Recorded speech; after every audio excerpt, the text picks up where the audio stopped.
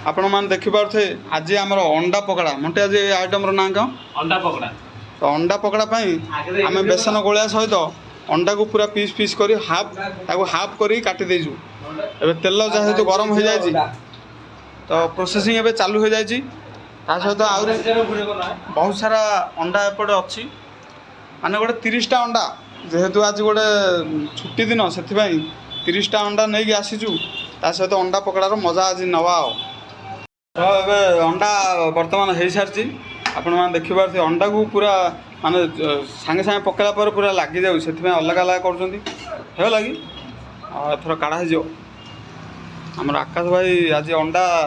ready कर पकड़ाटा 2-3 थर आम बाहर कलुँ कहीं देख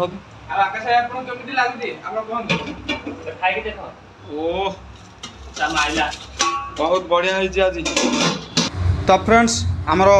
अंडा सीझा पूरा संपूर्ण भाव सरला पर आम ताटे को बाहर कर नहींचु ता सहित चिल्ली आम रेडी कर रखीचु ता सहित